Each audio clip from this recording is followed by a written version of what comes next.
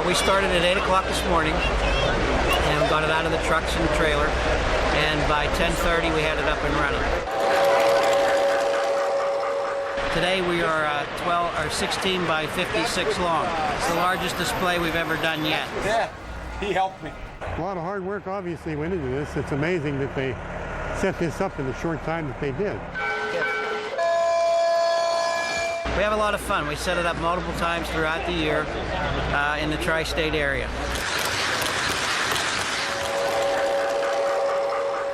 We're all big kids with expensive toys. Most of these engines that you see are several $100s, some are over $1,000.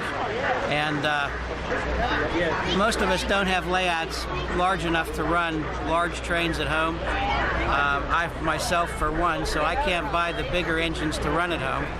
And I buy them and bring them out and enjoy them and let others enjoy them also. A lot of variety, and they're all taking turns showing their best and enjoying them all. Are you gonna say hi? Little 8-month-old Ace won't remember the sights and sounds of his first Memorial Day. Still, Mother Heather Newbert says she didn't want him to miss out on Monday's ceremony at Fort Myers Memorial Gardens. We brought him out here so he could just pay respects. We all need to pay respects for those who serve. Unsung heroes like her own family. My dad's in the Air Force, my uncle, my cousin's a Marine and things like that. So he's surrounded by it. 7 years ago. And the countless other brave men and women who showed up to pay tribute and honor their fellow comrades. It makes me really proud. A lot of the guys, the World War II vets, the Korean War vets, the Vietnam vets, they're here today. Congressman Trey Radel was the featured speaker. His words simple yet powerful. Here in our country, we know that freedom is not free. We are here today to honor and remember those who paid the ultimate sacrifice. A sacrifice Ace and some of our next generation may not understand now, but because of parents like Heather Newbert, won't forget in the future. Maybe one day he'll be able to serve and to even more understand why we do it. In Fort Myers, Brian Anderson, NBC2.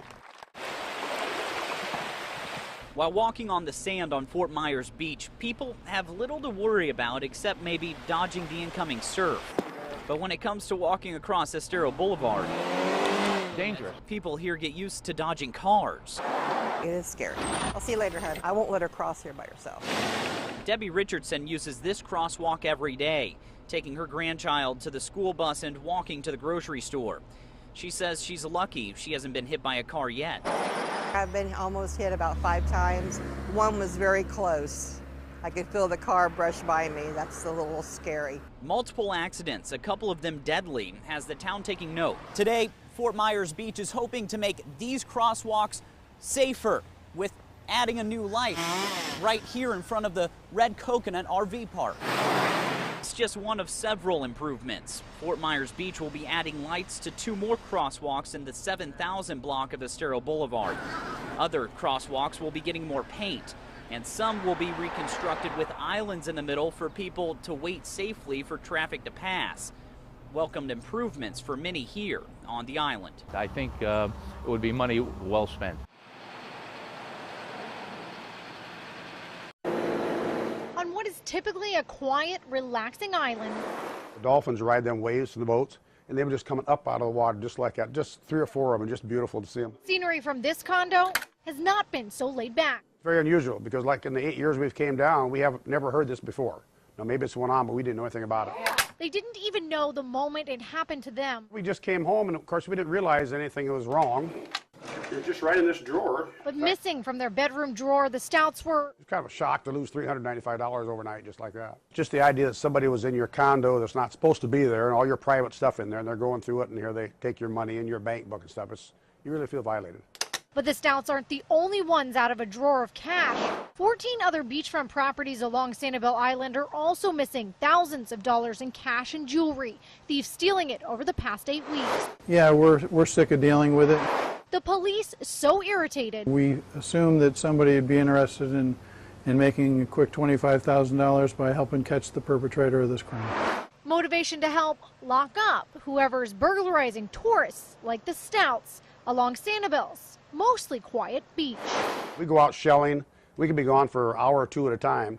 And these people realize that, see us gone, so they come in there, break into the condo, and take what they want. Yeah, Dave, can we get that fresh? More than 100 firefighters Turn down a little bit on that cross going in the back door. and over a dozen fire companies respond to an early morning house fire in Avalon.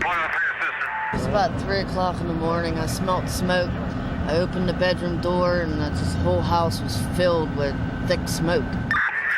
An army of fire trucks line Ohio River Boulevard, shutting down a section of it in both directions for several hours as firefighters battle not only a stubborn fire, but also the elements. Do you ever get used to these conditions? No, this is the coldest fire I've ever fought in 21 years. So bitter cold, fire hydrants froze. It's tough because we have to go further down the road and lay a little bit more hose and try and get water that way.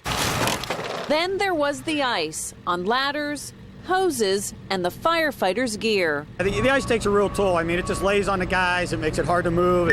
Yeah, I got it. Extra manpower was called in so crews could rotate on and off every 15 minutes. So firefighters could take a break from the cold and thaw out.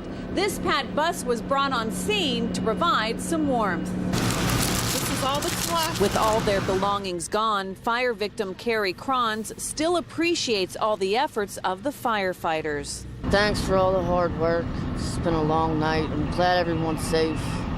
We all got out. It's an important thing. In Avalon, Lori Hoy, Channel 11 News.